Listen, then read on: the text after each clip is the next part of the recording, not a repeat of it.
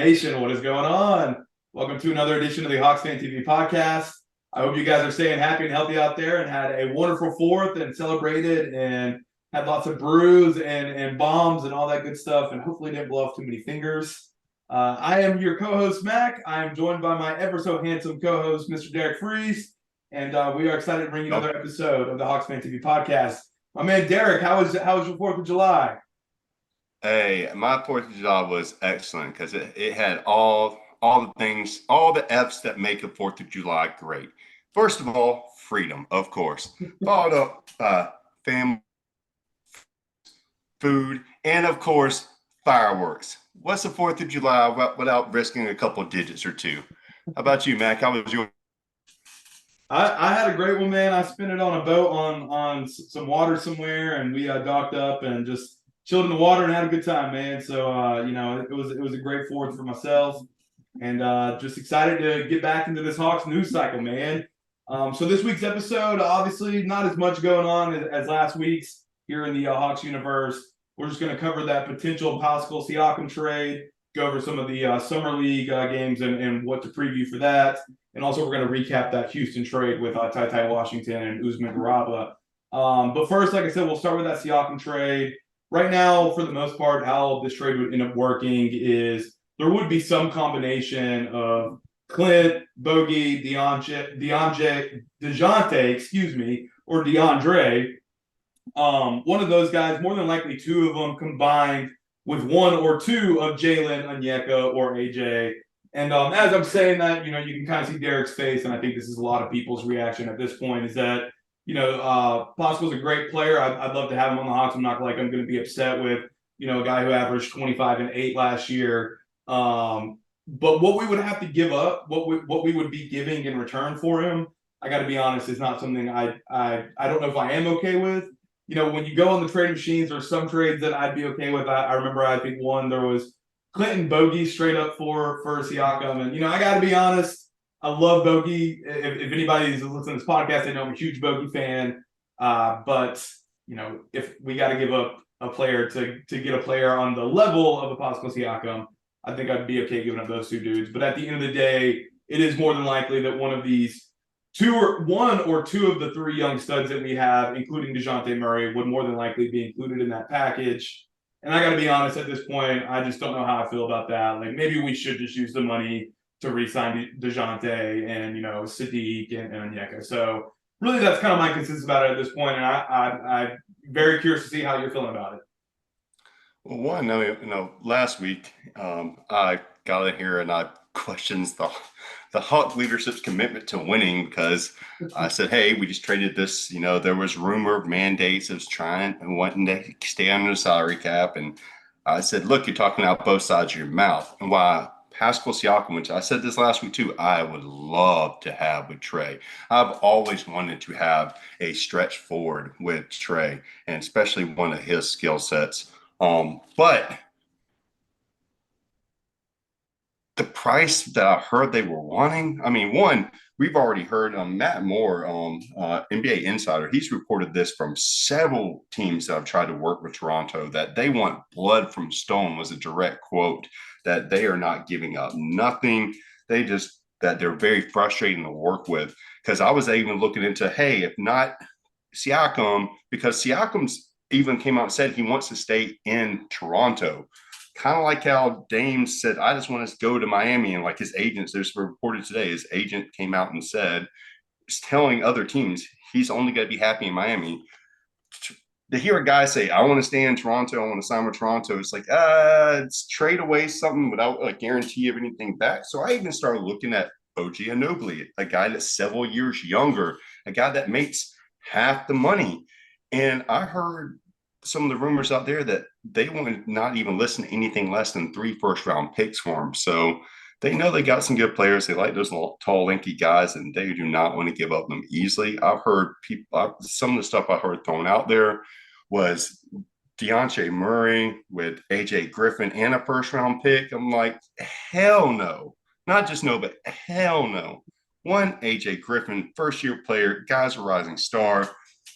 2, we gave up 3 first-round picks for Murray. Like, people forget that. Like to sit there and trade him away and give out another first round pick. Like I'm all about trying to win now, but you can't give up the whole future for 1 year. And a Yeah, guy that's do basically a one said, player rental 2 years in a row. Yeah, that would. I don't think that'd be very smart. no. So I'm perfectly okay. It's one of those things. It's like, would it be great to have him? Yes, but I'd much rather stick where we're at, see what Quentin does with the young guys. First full year. I mean, last year was kind of a year zero, the last 20 games. Let's see a full off season for full season with these guys instead of, you know, trading away everything. And for a guy that says he wants to go right back to where he came from. Right, exactly. No, it's I have become less and less excited and less willing to want to do this trade. And for those of us that feel that way, as I kind of pick up that's maybe how you're feeling at this point too. Jake Fisher of Yahoo Sports had come out and say that the talks have not generated any forward progress here recently. So it really does seem like at this point the trade isn't going to happen, which, as we've kind of just highlighted, is probably going to be best for the Hawks in the long run. You know, you got a guy with Siakam who has an incredible amount of talent, but as you're saying, he's expressing that he doesn't exactly want to leave. And as all of us know at this point, he's got 1 year left on his contract. So if he comes down to Atlanta, he would have to re-sign next year, which of course he's going to be eligible for a max contract and all that good stuff, which, I'm sure Wrestler has really shown that he's willing to have two max contract players on his team. I'm being sarcastic. I got to be honest with you. I would be in favor of the trade happening, but I'm also in favor of it not happening. So it's strangely becoming to me personally, maybe not all of Hawks Nation, but kind of a win-win where it's like if we get him, I'm happy. If we stay with our current team, I'm happy as well. So With that being said, though, Matt, I mean, I've now like even today where I was looking through some stuff, it seems like the dousing of that has led to re-interest on both Murray and the Hawks side of maybe doing this extension instead of him waiting for free agency next year. I mean, I think he just tweeted something out earlier about, I don't play about loyalty. So, hey, I know last year wasn't what we wanted in terms of win column between the two guys, but let's not give up just yet. We just got a guy who's been called a pick and roll savant as our head coach. I know, we keep talking about Quinn Snyder and this, like the guy, I'm really excited to see what he can do in this year. So I'm happy, like, hey, if we can get this extension done, that definitely helps us out for the future. And let's just see what we have for this year instead of like trying to mortgage all away for, a 1 year rental. Oh yeah, no, it's I honestly couldn't agree with you more, and it's the reading too much into the socials. Like you just mentioned, it's him saying that about the loyalty. It certainly could mean something. I know Onyeka recently tweeted he deleted it almost right away. It just said "lol." Which I can't lie it didn't make me feel super encouraged that maybe he wouldn't be moved. And of course, Trey ended up following Pascal on Instagram. But I got to be honest at this point, I think reading into the social media posts and who they follow may be a little overdone at this point. But to what you said, his comment about loyalty, I feel like that's in kind of a different vein. I feel like it's not him in a more of just for lack of a better term here, a trolling attempt. You know what I mean? Like Trey knows what he's doing by following Pascal Siakam. Like he knows that people are going to post the eye emoji and be like, "Oh, look, Trey's following Pascal now." So, whereas DeJounte, I don't feel like it was as much of a trolling sense as more of like, "Hey, no, like I'm loyal to the city of Atlanta. Like I want to stay here." And I got to be honest with you, I feel like that's gaining more traction in recent days, like you said, where it seems like all of the everything is starting to point towards us re-signing Jante and him coming back and being a huge role on this team. Because I don't remember if I did mention it last week during our draft recap, but the first player to call and text every single one of the rookies was DeJounte Murray. So the dude's a hell of a teammate. We were all incredibly excited for him to come to Atlanta in the first place. Let's not have, one I won't even say bad season because it wasn't a bad season, just a season that, maybe we had a little bit higher of expectations for him individually and, of course, for our team success. I don't think we should let that sour our taste when it comes to Jonte Murray a little bit, too much because this guy still got an incredible amount of talent, and clearly a bunch of intangibles and a high level of leadership as well. So that's something we definitely need. Definitely agree with you there. But we'll see how it all plays out because silly season is just begun when it comes to all this stuff. So Oh let's yeah, see.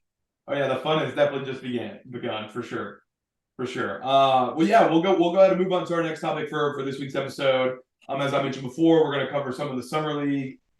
This one, this summer league, it's I'm excited, but I feel like admittedly I'm probably a little more excited to see some players that aren't on the Atlanta Hawks, but that's okay because we still got some players on the Hawks that we're should keep our eyes on and be excited for. Right now the roster consists of some most notable names of Kobe Buffkin, obviously, AJ Green, Mohamed Gay. We got Vitt, we got Seth Lundy, Brady Manick, the legend from UNC in Oklahoma. I thought that was kind of cool. Tyrese Martin, Miles Norris. We got a few others, David Singleton, and Mauricio Santos, the Brazilian legend. And I gotta admit, it looks like he could be Trae Young's long lost brother. So I think it'd be pretty cool if Mauricio ended up making the roster. I don't think he will, but that's pretty cool that he's on there. My prediction for the starting five, I saw this posted somewhere. I thought it was from the official Hawks account. It wasn't, so I guess I'll say my prediction is the same as a fellow Hawks fan out there. But Kobe at the 1, AJ at the 2, Seth at the 3, Vid at the 4, and Mo at the 5. That's who I would think we would put our starters out there. That's got to be the 5 dudes that we want to see the most out of with this roster that we have. As I mentioned, you got some Brady Manick and Mauricio Santos out there that can be exciting and can be fun, and that's what summer league can kind of give you is some of those college favorite players and these international players that may not be good enough to actually make a squad. But I gotta admit, if those 5 guys, especially the 3 in Kobe, AJ, and Seth, AJ should ball out. We've seen him play in the NBA. We know what he can do. But Kobe and Seth, I really want to see a lot out of them.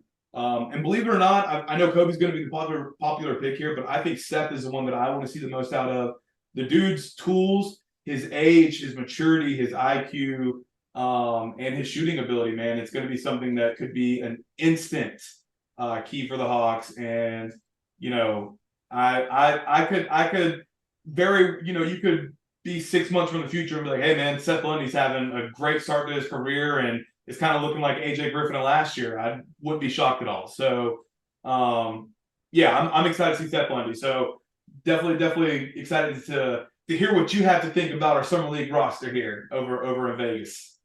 One, it is summer league. It is live basketball. But hey, get excited. This is always, the interesting time of year because all you really have going on really is baseball. So, it is summer league though. It's historically is, you don't read too much into it. Don't look at the stats and stuff. Kind of see how players are kind of moving with the ball and stuff because historically it's always good for, ball dominating players. It's the complimentary guys kind of don't really get to showcase their stuff the most. But you are absolutely right. I mean, we do have, I'm ready to see Kobe Buffkin. Like they said, that he's going to be attacking from the point a lot, had the ball in hand a lot. AJ, let's face it, he's probably only going to play a game or two until he gets out of there. He doesn't have to show too much. It is very telling. AJ's on there, Jalen Johnson's not. So that kind of shows us where he's at in terms of the senior team and what his role is going to be. Either he might be starting or he's part of the eight guys that you roll with. You're all right. Seth Lundy just signed his 2-way deal with the Hawks. Catch and shoot guy. He's a guy like Bogey, like you heard me say last week, can hit a 3 from anywhere with a guy in his face, quick release. Really going to be interesting to see him and Buffkin move and operate the catch and shoot there. Also with Kobe Buffkin, it's going to be interesting to see in college. He had over 71% success rate last year at the rim, even against larger dudes. Well, college is college. This is summer league, so you're going up against more men now. You're going up against guys that are from overseas, guys that have been in the league a little bit. It's still not the same as the regular season when you're going up against grown ass men, like at the NBA level, But it's going to be interesting to see him at this little scrawnier size with that quick first step. He can penetrate the paint against, bigger, faster dudes. That's going to be stuff I'm going to be looking for. And also Muhammad Gay. So after last week's episode, I was doing a little bit more research on him because he did sign a 4-year. That's pretty significant there. He didn't sign a two-way. He signed a 4-year actual NBA contract for a guy that is really raw. But I was doing a little bit more research. Apparently last year at Washington State, before the season, they lost like two of their big men. He was supposed to play the 4 last year, ended up being forced to play the 5, and was like the only big man. He was playing 38 minutes every game on average. And they basically told him from, I forgot the guy's name, and I apologize, it's Washington State insider, and also good on the NBA draft, basically said that once he got the 2 fouls, they told him quit defending because he's all that they had. Of course, there's also going to be guys that you could be looking at, to make the team, like a Martin, Tyrese Martin, who last year was like the MVP of the summer league, as well as a Vit Krejci. Now, Krejci's a 3-year guy. I love him because when I was at the games last year, and the 6-man session, one thing I've always noticed: anytime something good happened, who was the first dude off the bench jumping, going crazy? Krejci. So his deal is not guaranteed. Right now we have like 18 guys under contract or on the contract of some sort. Not all of them are guaranteed. There's a couple of non-guaranteed guys. So his contract's not guaranteed until I think the beginning of the 24th of January of next year. So there's some flexibility there, but I hope he goes out there and kill it because I do love the guy. I love the fact he seems like he's a great locker room presence. So I'm always going to be looking at that. We also get a first look at Miles Norris, who is another 2-way contract. So we right now have two of our three 2-way contracts already locked up.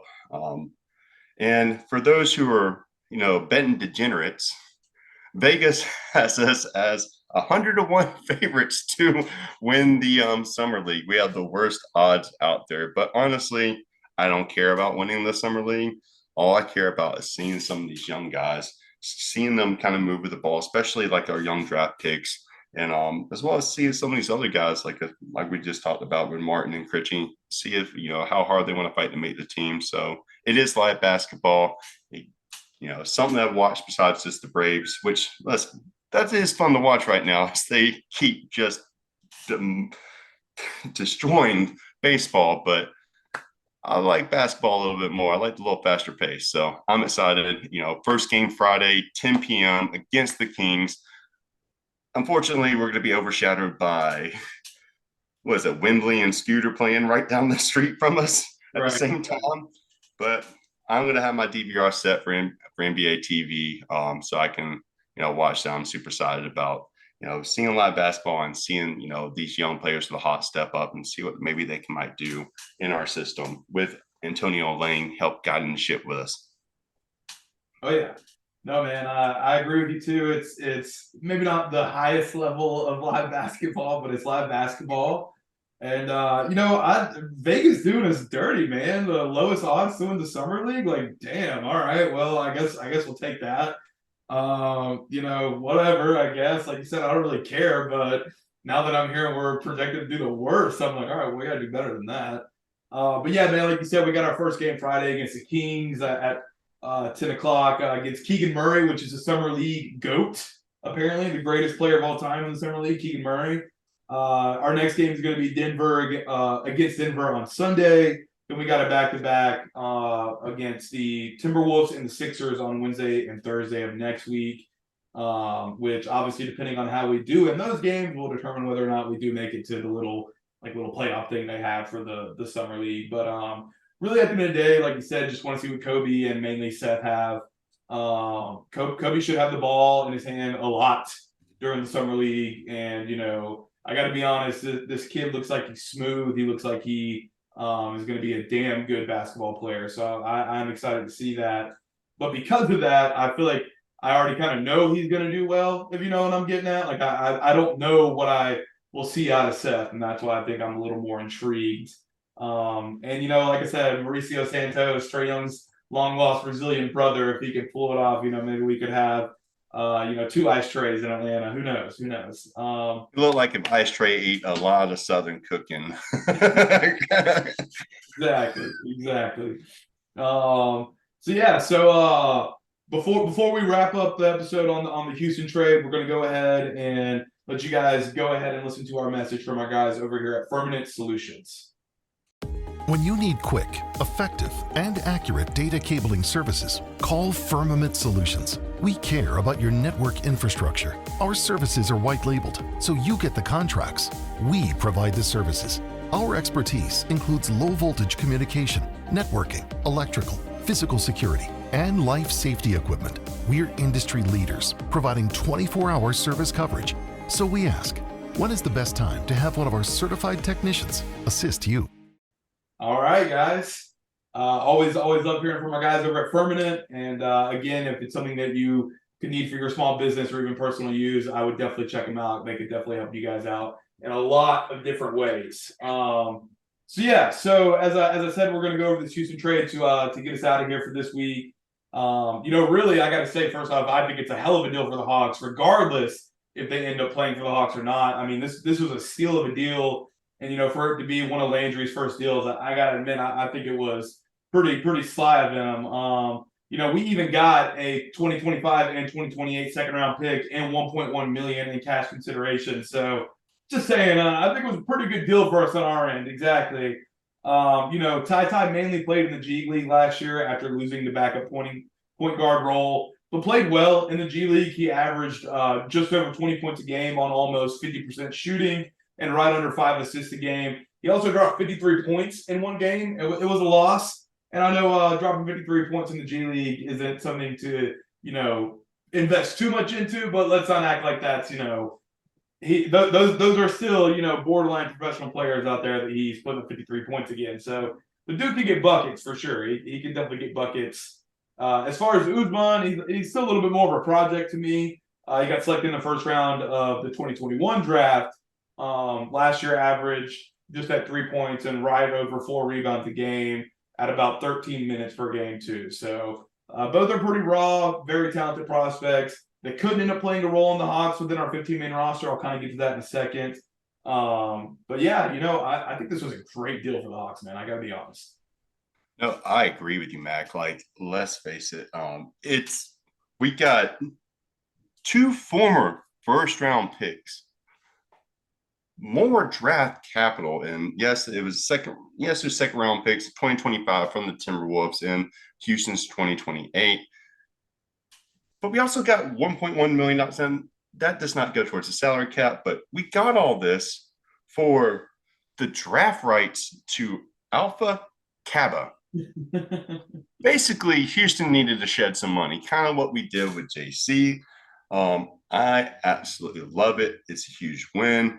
One, I mean, I know more people probably going to get more excited for TyTy, but the more I look into this Usman Garuba, I really kind of like, dude, he is definitely a defensive first prospect, but he's 6'8", 230 pounds. He's with a 7'3" wingspan, and he's only 21 years old. Kind of gives shades on Onyeka a little bit there. He can actually switch pretty much 1 to 5, except for he does have a little bit of problems against the real big centers out there. He can move his feet. He has quick feet, can move laterally. He was drafted, like you said, 23rd overall. He does play for Spain as well. Number 1 ranked team FIBA currently, and he's going to be on the World Cup roster for later on this summer. He'll be playing later on the summer. But offensively, very limited. Can he hit a corner 3? Yeah, but usually that's because he's so wide open and no one's running out there to kind of challenge him. He can fit in at the small ball center. Like, he can play behind Onyeka or in CC if depending on what happens if we don't trade him. And then you got TyTy Washington, a guy to Kentucky. Stop if you heard this said before, but a Coach Cal point guard that can hit a floater and, is good at passing the ball. Like, it seems like he seems like he definitely has a type. So like a Maxey and who was the other guy before him? Was it Quickly? Who was the other Kentucky guard? Similar thing. He's not the most elite athlete, but he's very crafty. He's a great passer. He's not a guy that's really explosive. He's not going to finish above the rim. Guard is usually the toughest thing to kind of get used to make that jump in the NBA. So, but I heard he's very great in the pick and roll. And what you said last week, we talked about pick and roll, because that is Quinn Snyder's bread and butter. The word savant got thrown out there by Kyle Korver about the man. So change of scenery for both guys. I love that them come in, fight. Now it's also, even if they don't play for us, that's interesting, cheap dudes that we can sit there and maybe coach them up a little bit and, use them you pack them in the trade deal to get something later on in the season. I think, our GM Fields, I think he did a great job here with both those guys. And now also the reason why I didn't talk about them in Summer League is in order for this to happen, the John Collins trade has to be officially announced. And even though today was the day that could start, it still has not been announced. So until that trade gets announced, then this one with Houston can. And once that does happen, if it does happen while Summer League is going on, we might see TyTy Washington Jr. at least in the Summer League with Usman Garuba with his commitment to Spain. I don't know if he'll be playing Summer League, but Summer League rosters can be very fluid because of stuff like this. If everything does happen, I would like to see, Washington Jr. in kind of a little bit more of our offense. I know it's probably it's going to be very vanilla and stuff, what we're going to be running. I would like to see him in Summer League.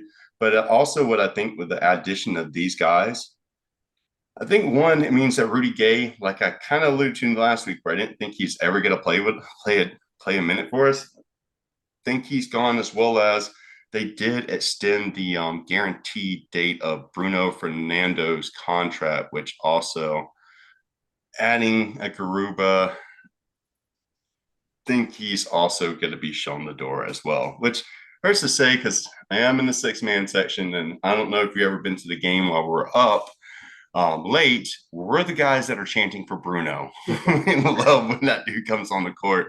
So if he is gone, I do wish him all the well. He seems like just a fun dude that he just loved to pull for. And, it sucks, but, hey, I am excited to see these dudes come on and basically got them for nothing. So you can't be mad about that. Oh, yeah. No, can't be mad about that. Definitely agree on the Bruno Fernando front too. That for whatever reason he is a fan favorite and honestly always has been. So I do hope that maybe we can bring Bruno back, maybe on a 2-way. I don't know. I know 2-ways are normally spent on guards and not big man, but it's guards and wings rather. So I don't know. I do hope we get him back. And the TyTy and Usman. Again, you kind of nailed it on the head. They very well could be on the Hawks, and they very well couldn't. I think that is definitely yet to be determined. I do think currently, though, they probably will find themselves actually on the Hawks roster this year. I do think, as much as we may not like this or may want it to be different, I don't know how many more moves the Hawks are going to make this offseason that pertain them obtaining additional players rather than just re-signing the ones that they already do have. Because, right now, as I mentioned, the 15 that I have on roster, in no particular order, but just going down, you got Trey, DeJounte, DeAndre, Jalen, Clint, Bogey, Onyeka, AJ, Sadiq, Kobe, TyTy, Usman, Muhammad, Seth, and Vit. And that's our 15 right there. And with TyTy and Usman, again, I think TyTy's playing time is going to really warrant on one thing. And that's going to be Kobe's level of play. If Kobe is playing well, I got to be honest with you, because of the draft capital we spent on him and, what we probably have in our vision of the future for the team, TyTy probably won't play too much. It may very well end up on the Skyhawks like he found with the Rockets last year in Houston. But, with that being said, TyTy is obviously a very talented player. He's a 5-star recruit coming out of high school and, was obviously additionally a first-round pick as well. So dude's got a lot of talent. Usman, same thing, incredibly talented. Has been in the Real Madrid system, I believe, since he was 13 years old over in Spain. his family escaped, war ravished, Africa and found their way over in Madrid when he was younger. And so point being, the dude's got the fighter spirit. He knows how to handle hardship, and He's intense. yeah, exactly. Some highlights I saw him. He was diving for the ball like there's not a person in the yeah, dude. He's willing to get gritty, So putting in that extra level of work, going the extra mile, being the first one in, last one out. I do think he's going to fit that mold pretty well, and because of the physique that he has and the mental stance that he probably has, I would think he has a lot of potential to actually end up having a pretty good NBA career. And he's coming in with Clint Capella and Onyeka to learn from. I'm excited about that as well. I mean, of course, you got the coaching staff, but Onyeka's and him are very similar. I know I mentioned earlier, very similar in size and kind of wings, freakishly long wingspan. So, and Onyeka's done very well. Oh, I forgot another thing I loved about Garuba is kind of like Onyeka. His when he was on the court with the Rockets last season, this is in the NBA. We're not talking about EuroLeague, or we're not talking about college or anything like that. We're talking about why he was on the floor. Yes, it was a 22 win Rockets team, but they had a win rate of 40% of offensive rebounds with him on the court. So way better than when he was off the court. So kind of goes back to saying, as a very intense guy, what do you have to to win on the offensive glass? You got to want to. And that kind of shows it right there. So something else to get really excited for him, at least. Oh yeah. Well, yeah, we'll go ahead and we'll wrap it up on that. We'll get you guys out of here on that one. And it's not the most exciting time in the Hawks universe, but I think the excitement will definitely start to gain a little more traction as maybe we are able to re-sign some of these players. And obviously, as the season gets closer, and who knows, man, maybe we'll have some sort of summer league. Some summer league magic, and Kobe or Seth will drop 40 in a game or something, and we'll have that to talk about. But for now, we're just gonna keep pumping out that content that as it comes, and just getting that much closer to the start of the regular season and what hopefully 2023 and the 2024 season will look like for the Atlanta Hawks. So we'll get you out here on that one, guys. As always, thank you guys for the support. Check us out on Twitter and Instagram and Threads. I don't know if Alex has made the Threads account yet, but check us out on Threads too at HawksFanTV.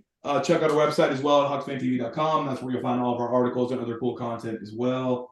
And yeah, guys, just be looking out for more, and go Hawks.